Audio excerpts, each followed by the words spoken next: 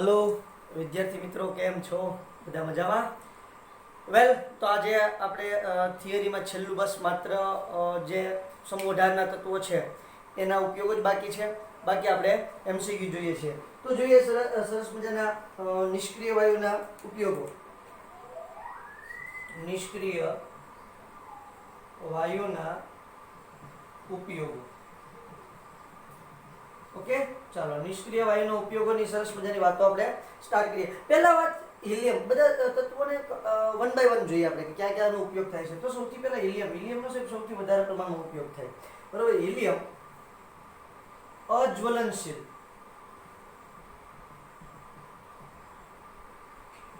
રંગવિહીન હલકો વાયુ છે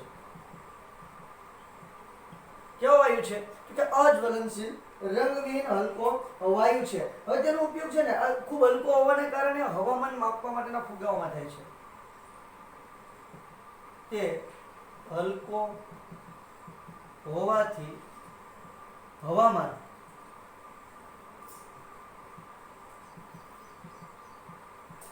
માપવાના ફુગામાં ઉપયોગી છે ખૂબ હલકો હોવાને કારણે હવામાન માપવાના ફુગાઓમાં તેનો સારા એવા પ્રમાણમાં ઉપયોગ થાય છે હવે તેનો ઉપયોગ છે ને ન્યુક્લિયર ભઠ્ઠીની અંદર શીતક તરીકે થાય વાયુ શીતક તરીકે પણ તેનો ઉપયોગ થાય છે ન્યુક્લિયર ભઠ્ઠીમાં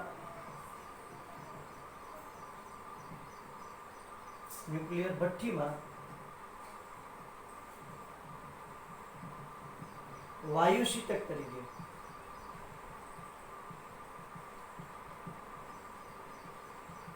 ઉપયોગી છે કારણ કે હવે જો ન્યુક્લિયરની રિએક્શન થતી હોય ને ત્યાં ઉર્જા ખૂબ વધારે પ્રમાણમાં ઉત્પન્ન થતી હોય તો ત્યાં શું છે તો કે જે વધારે ઉર્જા ઉત્પન્ન થાય છે એ ઉર્જાને શાંત કરવા માટે શીતક તરીકે તમારે વાયુ શીતક તરીકે ખાસ આ શબ્દ વાયુ શબ્દ આગળ આવવો જોઈએ બેટા વાયુ શીતક તરીકે ખાસ તમને ઉપયોગી છે હવે ત્યાંથી જો આગળ વધીએ ને તો સાહેબ એક તો જો એનું ઉત્કલન બિંદુ ખૂબ નીચું છે બરોબર છે એટલે પ્રવાહી હિલિયમનું ઉત્કલન બિંદુ લગભગ આપણને ખ્યાલ છે 4.2 કેલ્વિન જેવું છે ગઈકાલે આપણે વાત કરી હતી તો એનાથી શું થાય છે તો કે જુદા જુદા પ્રયોગો છે એમાં તમારું જે ઠંડક જાળવી રાખવી હોય બરોબર છે તો ઠંડક જાળવી રાખવા માટે તમારે હિલિયમ ઉપયોગી છે પ્રવાહી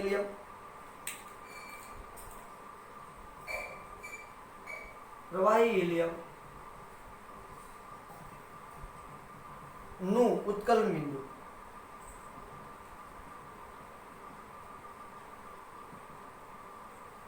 .2 કેલ્વિન નીચું છે તેથી જુદા જુદા પ્રયોગોમાં નીચું તાપમાન રાખવા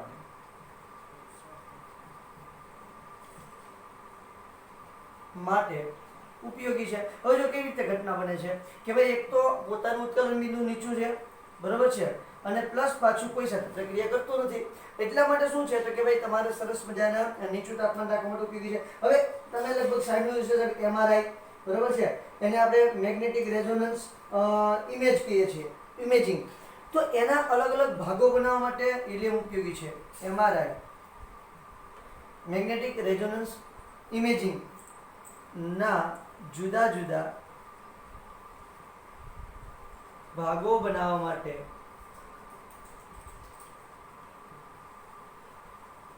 ઉપયોગી છે પણ તો કે હિલિયમ આ વાત બધી હિલિયમની જ થઈ છે હજી મેં નિયોન આર્ગોનની તો વાતો કરી દીધી આ બધી વાતો માત્ર કોની કરું છું બેટા હું હિલિયમની કરું છું બરાબર હવે જો એની દ્રાવ્યતા રુધિરમાં કેવી છે ઓછી છે અને આપણે ઓલરેડી બીજા ચેપ્ટરની અંદર પણ આની વાતો કરી દીધી છે તમારું હિલિયમ છે એની રુધિરમાં દ્રાવ્યતા ઓછી છે એટલે નહીં વાત કહી શકો તમે એટલી બધી ઓછી છે તો કે હિલિયમની રુધિરમાં દ્રાવ્યતા He ની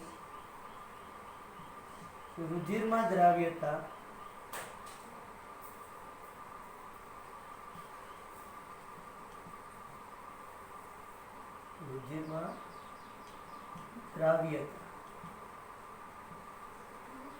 ખૂબ જ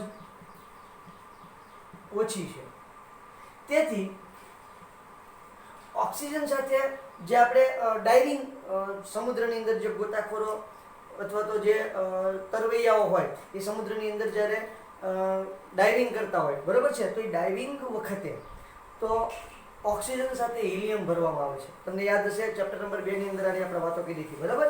તેથી ઓક્સિજન સાથે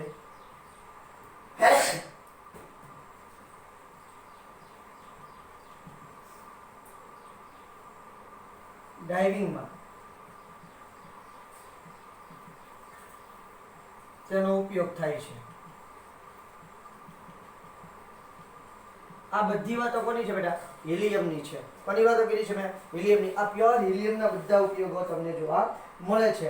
એની પછી વાત કરવા જઈએ તો નિયોનની વાત કરીએ બેટા. તો નિયોન શું છે? તો જુઓ, નિયોન છે એનો ખાસ ઉપયોગ, હવે નિયોન નહીં, નિયોન તો ઠીક છે, મોટા ભાગના બધા જ હેલોજનનો ઉપયોગ બલ્બમાં થાય છે. તમે જો હેલોજન બલ્બ તમે જોયા હશે, બરાબર. તો નિયોનનો ઉપયોગ ની વાત કરીએ, નિયોન નો ઉપયોગ બલ્બ બનાવવા,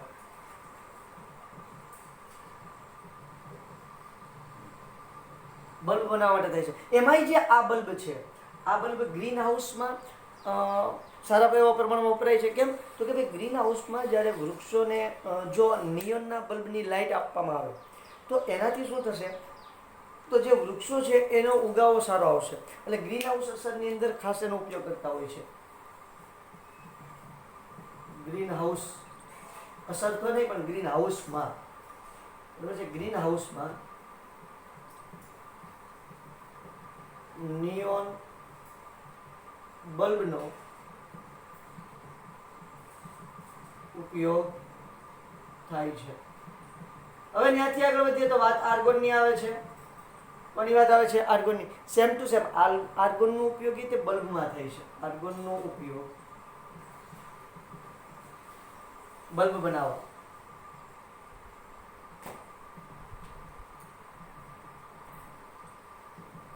બરોબર છે.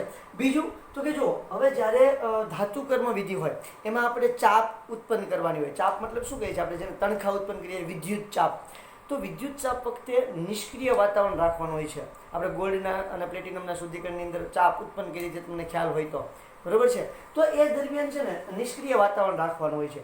જેથી કરીને શું થાય? તો કે ભાઈ ગોલ્ડ કે પ્લેટિનમ કે કોઈ પણ ધાતુ ઉત્પન્ન થાય તો એ શૂન્યાવકાશમાં જો વાયુ હોય તો એની સાથે પ્રક્રિયા કરીને ઓક્સાઇડ ને એવું બનાવી લે, નાઇટ્રેટ ને એવું બનાવી લે, એવું બની શકે. પણ અહીંયા શું થાય કે ભાઈ આર્ગોન છે, નિષ્ક્રિય વાતાવરણ કોઈની સાથે પ્રક્રિયા કરવાનું નથી.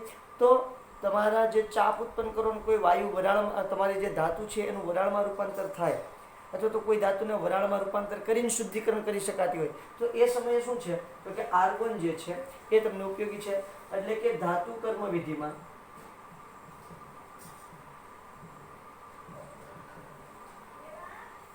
નિષ્ક્રિય વાતાવરણ પૂરું પાડવા માટે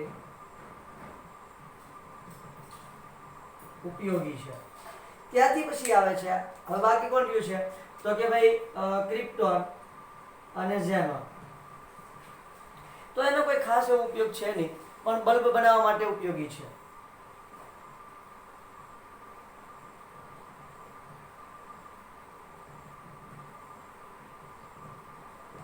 ક્લિયર? ચાલો, તો એટલે સુધી સરસ મજાના તમારા ઉપયોગોની વાત છે. આ તમારા જે નિષ્ક્રિય વાયુઓ છે, નિષ્ક્રિય વાયુઓના મસ્ત મજાના ઉપયોગોની અહીંયા આપણે મસ્ત મજાની વાત કરી દીધી છે, બરાબર છે. તો અહીંથી હવે આગળ વધીએ. હવે જુઓ, આપણે એક ક્વેશ્ચન કોયડાનો બાકી છે, તો એક ક્વેશ્ચન આપણે જોઈ લઈએ અને પછી એમસીક્યુ પર જઈએ. તમને એવું કીધું છે HCF6 નું જળ વિભાજન એ રેડોક્સ પ્રક્રિયા છે કે નહીં, બરાબર છે? જરાક જોઈ લઈએ એટલે ખ્યાલ આવી જાય. શું કીધું છે? HCF6 નું જળ વિભાજન રેડોક્સ પ્રક્રિયા છે કે નહીં? HCF6 નું જળ વિભાજન રેડોક્સ પ્રક્રિયા છે એવું પૂછ્યું છે. રેડોક્સ પ્રક્રિયા છે એવું પૂછ્યું. તો જો હવે HCF6 નું તમે જળ વિભાજન કરો વત્તા H2 એટલે શું ઉત્પન્ન થવાનું છે? HCOF4 plus 2HI sorry HF, બરોબર. અને એક વખત તમે જળ વિભાજન કરો HCF6 plus 2H2O gives XeO2F2 plus 4HF.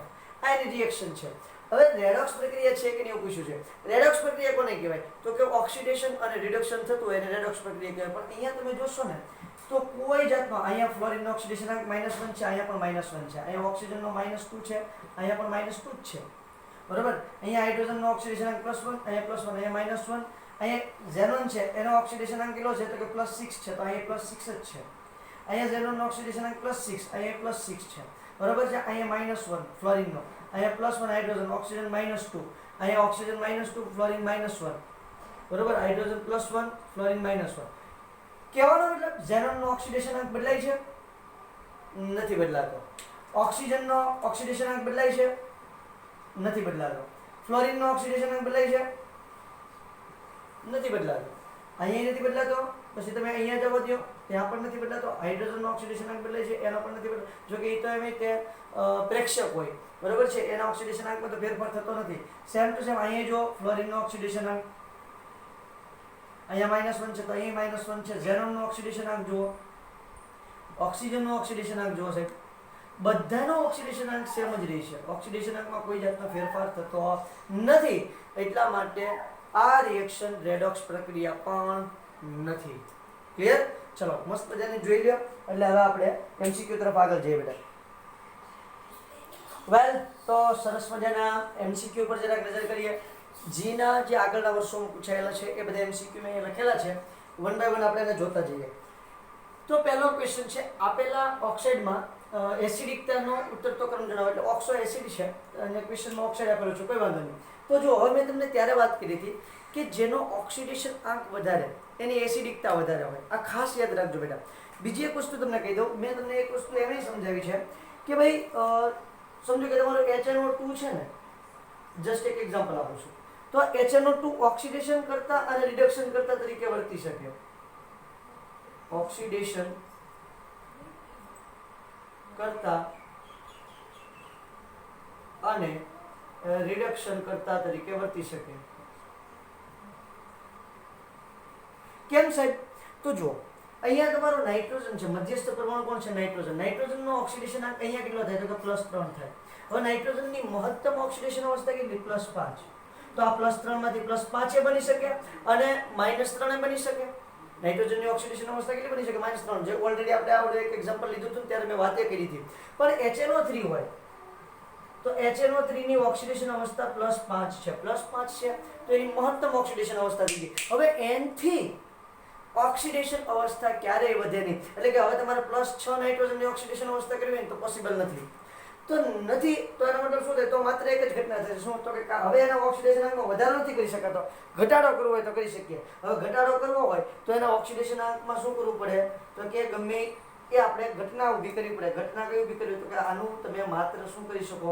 Reduction કરી શકો। રિડક્શન થાય તો એના ઓક્સિડેશન આંકમાં ઘટાડો થાય। તો રિડક્શન થાય એ માત્ર કેવો કરતા હોય? એટલે ઓક્સિડેશન કરતા તરીકે જ વર્તે છે, બરોબર છે? ઓક્સિડેશન કરતા એટલે એક વસ્તુ કાયમ યાદ રાખવાની, કોઈ પણ એસિડ હોય, બરોબર છે, કોઈ પણ એસિડ હોય એની જે મહત્તમ ઓક્સિડેશન અવસ્થા હોય ને પછી એ માત્ર ઓક્સિડેશન કરતા તરીકે જ વર્તે, રિડક્શન કરતા તરીકે વર્તતો નથી। હું તમને એક્ઝામ્પલ આપું છું, H3PO3 લ્યો અને H3PO4 લ્યો, H2SO3 અને H2SO4 લ્યો। ચલો અહીંયા જુઓ, અહીંયા ફોસ્ફરસનો ઓક્સિડેશન આંક અને અહીંયા ફોસ્ફરસનો ઓક્સિડેશન આંક 8 2 8 8 ને 3 જાય એટલે +5 વધશે। ઓકે, અહીંયા 3 2 6 6 માંથી 3 જાય એટલે અહીંયા કેટલો વધશે? +3। ઘટના આખી ક્લિયર થઈ છે? તો આનું ઓક્સિડેશન રિડક્શન થાય, આનું માત્ર શું થાય? રિડક્શન જ થઈ શકે, બરોબર? એવી જ રીતે અહીંયા જો +3 2 6 6 માંથી 2 જાય એટલે +4 અને અહીંયા +6, તો અહીંયા +4 ઓક્સિડેશન અવસ્થા છે એટલે એનું ઓક્સિડેશન રિડક્શન બંને થઈ શકે।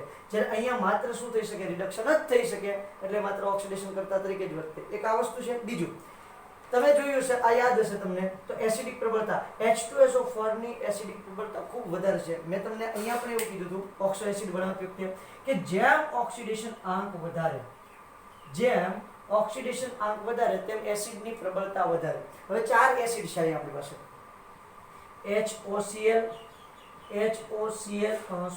HClO2,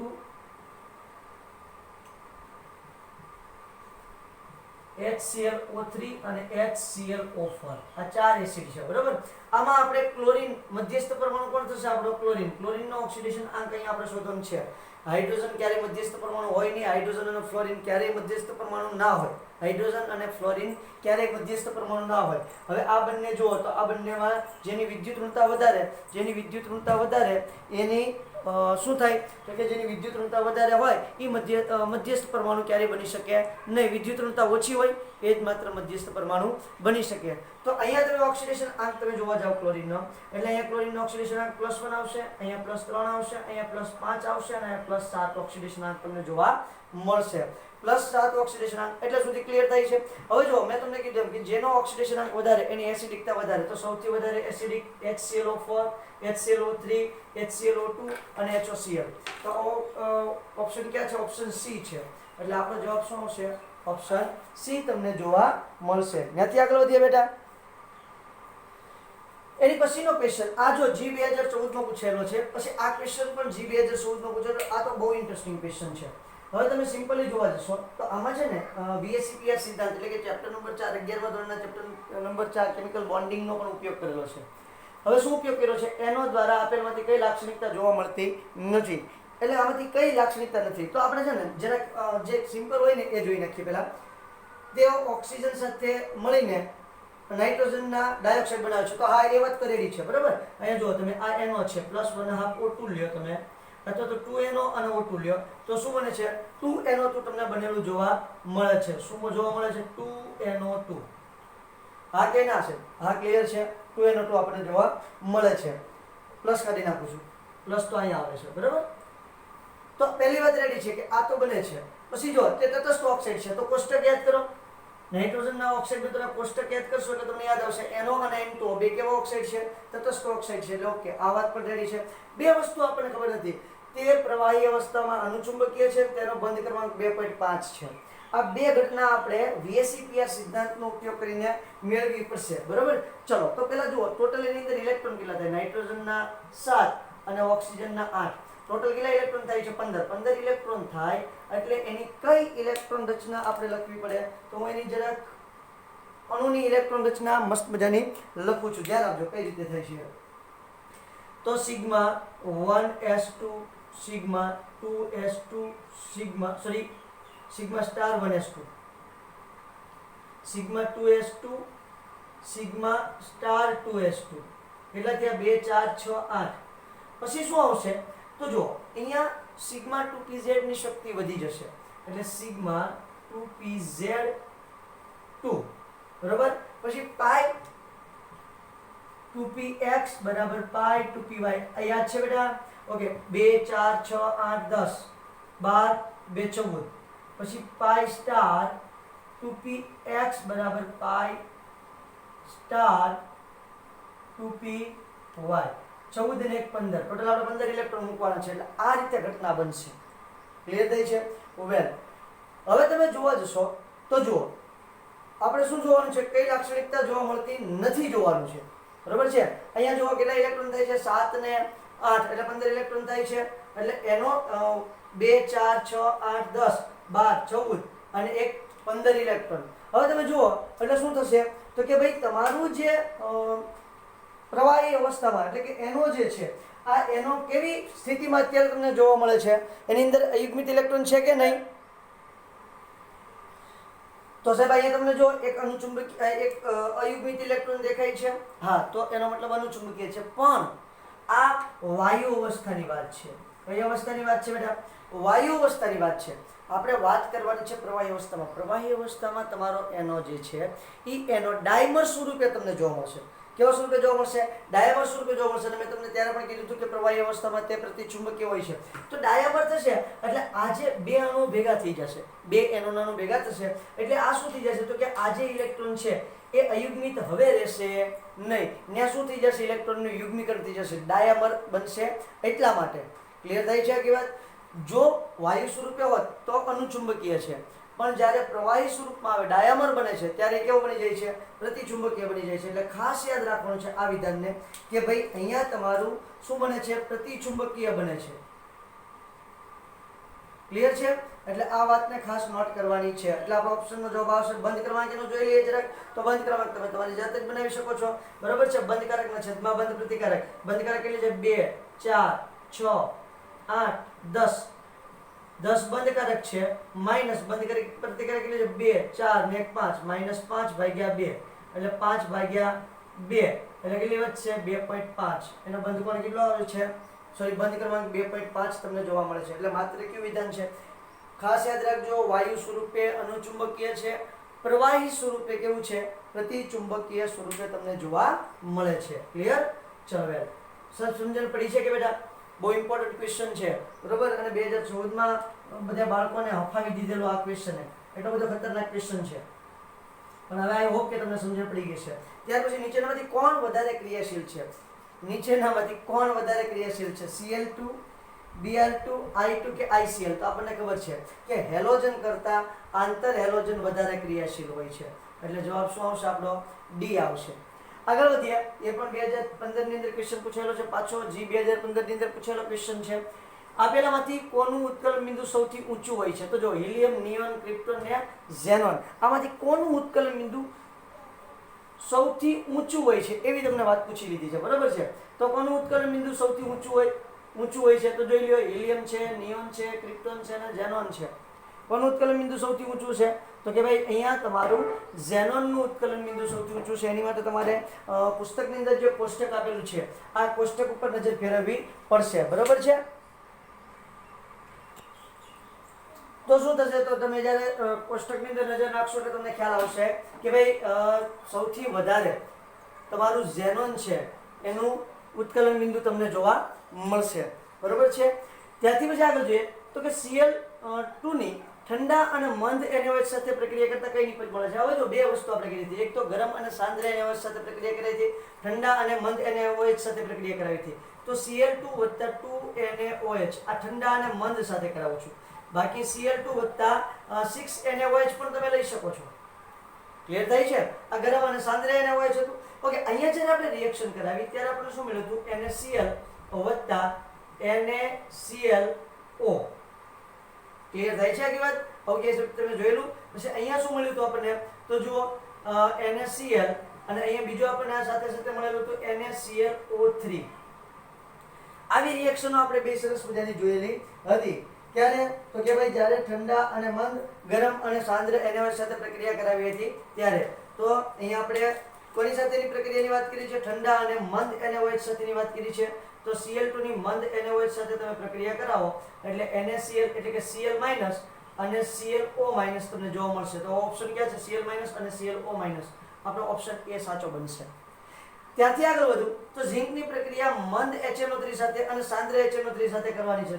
બહુ ઇન્ટરેસ્ટિંગ ક્વેશ્ચન છે જે ઓલરેડી મેં તમને યાદ રાખવાની વાત કરી હતી, બરાબર છે. સાથે કરતા અનુક્રમે શું જોવા મળે છે? તો જુઓ, જ્યારે તમે મંદ અને સાંદ્ર બે સાથે કરાવો એટલે સાંદ્ર સાથે તે એક વસ્તુ ફિક્સ છે, NO2 જ ઉત્પન્ન થાય, બરાબર છે. મંદ HNO3 સાથે પ્રક્રિયા કરાવો એટલે બેમાંથી એક ઉત્પન્ન થાય, કાં NO ઉત્પન્ન થાય અને કાં તો N2O ઉત્પન્ન થાય. હવે આપણે વાત કરી હતી, જો સાંદ્ર HNO3 સાથે પ્રક્રિયા કરાવો એટલે NO2 ઉત્પન્ન થશે અને મંદ સાથે કરાવો ત્યારે NO અથવા તો N2O ઉત્પન્ન થતું જોવા મળશે. આપણે અનુક્રમે જોવાનું છે, એટલે મંદ અને સાંદ્ર સાથે જોવાનું છે. એટલે NO2 તો ફિક્સ છે, એટલે આપણે જવાબ આવવો જોઈએ કાં N2O હોવું જોઈએ અને NO2 હોવું જોઈએ. તો આવો જવાબ ક્યાં આપણો સાચો છે? NO2 NO. આ નહીં ચાલે. પહેલા આ બેમાંથી એક આવવું જોઈએ અને પછી આ આવવું જોઈએ, બરાબર છે. બીજો NO અને N2. તો આ તો બેનને કેવા થઈ ગયા? મંદ માટે થઈ ગયા. એટલે આ ઓપ્શન પણ ખોટો છે. NO2 અને N2O આ ઓપ્શન પણ ખોટો છે. N2O અને NO2 બસ આ ઓપ્શન આપણો ડી ઓપ્શન કેવો છે? સાચો ઓપ્શન છે. ક્લિયર થાય છે બેટા? મસ્ત મજાના ક્વેશ્ચન છે, બરોબર. અને જરાક તમારે જબરદસ્ત નજર કરવાની છે. હજી આપણે એટલે સુધી રાખીએ. નેક્સ્ટ લેક્ચરની અંદર પાછા લોટ્સ ઓફ MCQ જોઈએ છે. આખો લેક્ચર MCQ નો બનાવશું અને વધારે અને હજી જરૂર પડશે તો પાછો ત્રીજો એક લેક્ચર MCQ નો જ બનાવી નાખશું. ક્લિયર? આજે આપણે એટલે સુધી રાખીએ. નેક્સ્ટ લેક્ચરમાં આપણે હજી MCQ સોલ્વ કરીશું. Thank you.